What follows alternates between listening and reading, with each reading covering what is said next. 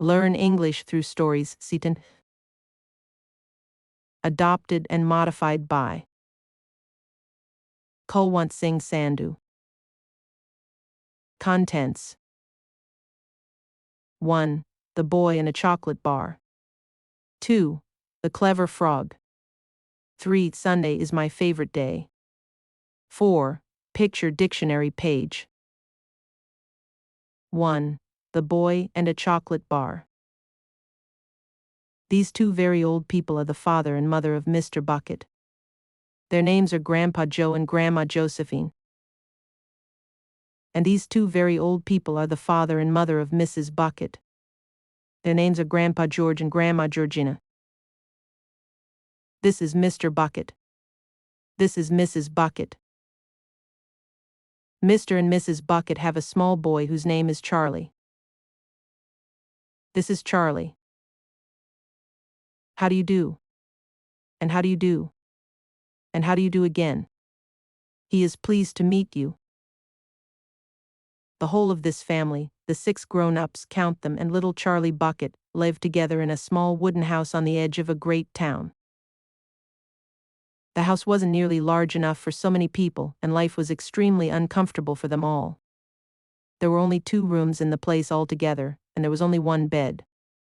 The bed was given to the 4 old grandparents because they were so old and tired. They were so tired, they never got out of it. Grandpa Joe and Grandma Josephine on this side, Grandpa George and Grandma Georgina on this side. Mr. and Mrs. Bucket and little Charlie Bucket slept in the other room, upon mattresses on the floor. In the summertime, this wasn't too bad, but in the winter, freezing cold drafts blew across the floor all night long, and it was awful. There wasn't any question of them being able to buy a better house, or even 1 more bed to sleep in. They were far too poor for that. Mr. Bucket was the only person in the family with a job. He worked in a toothpaste factory, where he sat all day long at a bench and screwed the little caps onto the tops of the tubes of toothpaste after the tubes had been filled. But a toothpaste cap screwer is never paid very much money, and poor Mr. Bucket, however hard he worked and however fast he screwed on the caps, was never able to make enough to buy 1/2 of the things that so large a family needed. There wasn't even enough money to buy proper food for them all. The only meals they could afford were bread and margarine for breakfast, boiled potatoes and cabbage for lunch, and cabbage soup for supper. Sundays were a bit better. They all looked forward to Sundays because then, although they had exactly the same, everyone was allowed a second helping. The Buckets, of course, didn't starve, but every one of them, the 2 old grandfathers, the 2 old grandmothers, Charlie's father, Charlie's mother, and especially little Charlie himself, went about from morning till night with a horrible empty feeling in their tummies. Charlie felt it worst of all. And although his father and mother often went without their own share of lunch or supper, so that they could give it to him, it still wasn't nearly enough for a growing boy. He desperately wanted something more filling and satisfying than cabbage and cabbage soup. The one thing he longed for more than anything else was chocolate. Walking to school in the mornings, Charlie could see great slabs of chocolate piled up high in the shop windows, and he would stop and stare and press his nose against the glass, his mouth watering like mad. Many times a day he would see other children taking bars of creamy chocolate out of their pockets and munching them greedily, and that, of course, was pure torture. Only once a year, on his birthday, did Charlie Bucket ever get to taste a bit of chocolate.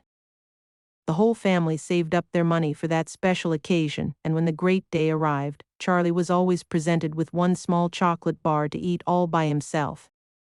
And each time he received it, on those marvelous birthday mornings, he would place it carefully in a small wooden box that he owned, and treasure it as though it were a bar of solid gold, and for the next few days, he would allow himself only to look at it, but never to touch it. Then at last, when he could stand it no longer, he would peel back a tiny bit of the paper wrapping at one corner to expose a tiny bit of chocolate, and then he would take a tiny nibble, just enough to allow the lovely sweet taste to spread out slowly over his tongue. The next day, he would take another tiny nibble, and so on and so on.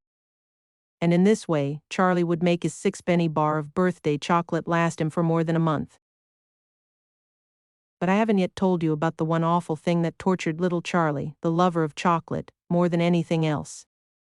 This thing for him was far, far worse than seeing slabs of chocolate in the shop windows or watching other children munching bars of creamy chocolate right in front of him.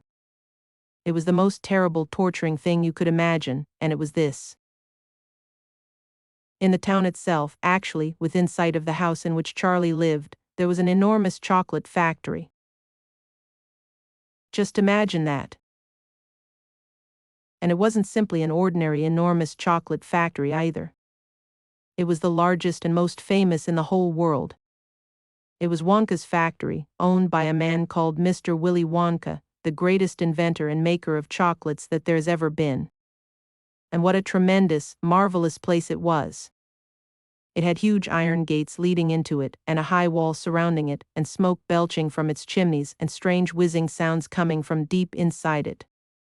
And outside the walls, for half a mile around in every direction, the air was scented with the heavy, rich smell of melting chocolate.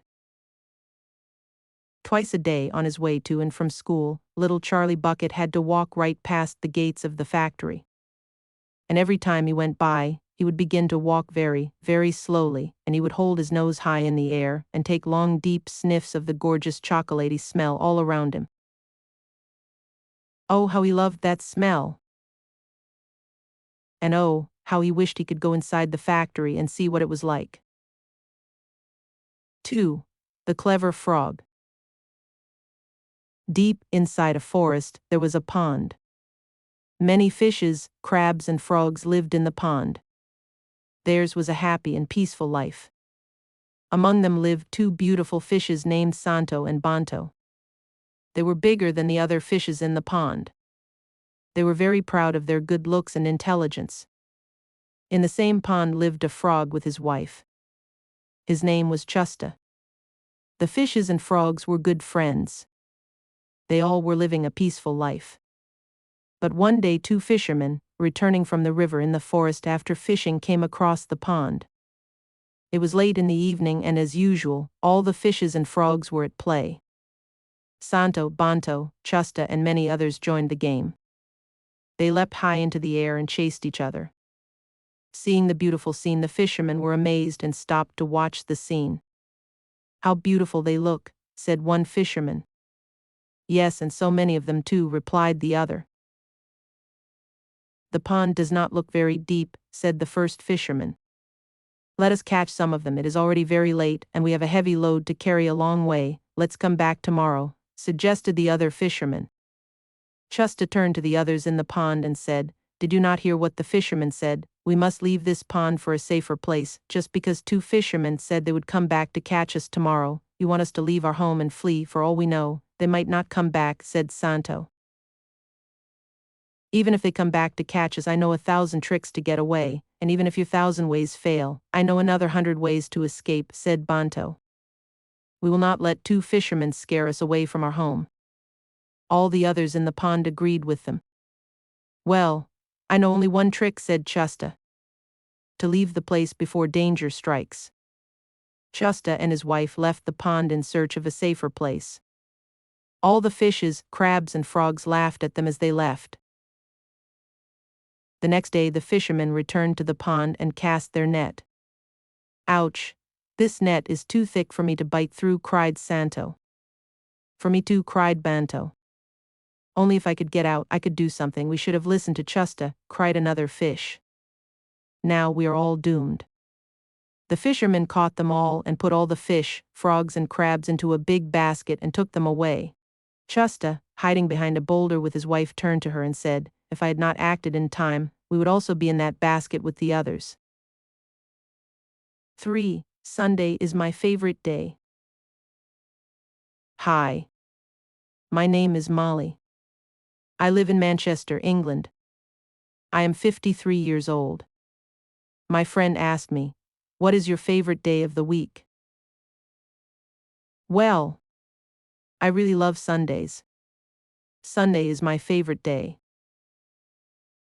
Are you thinking, why is Sunday my favorite day? I am going to tell you. First of all, my family comes to visit. I have 2 daughters and they each have 2 kids. They all come over on Sunday afternoons.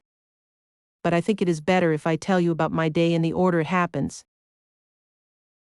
First things first, that is. So, here we go. I wake up early. I always wake up early. But I don't get up. My husband brings me a cup of tea in bed. I love that start to my day. Then he goes to the gym. He doesn't do a workout, he goes to the swimming pool and he swims. He does 50 lengths. 50 lengths at his age. When he gets back, I am still in bed. When I hear him in the kitchen getting the breakfast ready, I get up. We don't have a fry-up, we have a continental breakfast, bread and jam or fresh croissants from the co-op. We don't like croissants from out of a packet. They are too dry. After breakfast, my husband goes down to the newsagent and picks my newspaper up. I read the Sunday Times. I love the articles and I always do the crossword. I really enjoy that. Sometimes my husband helps me. At about 11 o'clock, I have a piece of cake and a milky coffee. It's my one coffee of the day. Soon it is afternoon and I get ready for my daughters and the grandkids. I prepare a full Sunday lunch, usually roast beef, Yorkshire puddings and vegetables. I also prepare a veggie bake as my eldest daughter is a vegetarian. We all sit around the table and talk about our week. Later on, the kids go out into the garden and play with the dog. My daughters help me with the washing up and we chat some more. After they leave, I am very tired, but happy. My husband makes us a nice pot of tea and we watch a bit of TV. Later on, we take the dog out for a walk. Sundays are just perfect. In England, a fry-up or English breakfast is a meal consisting of a mixture of foods such as sausages, bacon, beans, tomatoes and eggs that have been fried. A continental breakfast is a breakfast that consists of food such as bread, butter, jam, croissant, and a hot drink. There is no cooked food. Sunday lunch includes beef, Yorkshire pudding, boiled carrots, broccoli, and potatoes. Veggie bake. A pot of tea. 4. Picture dictionary page.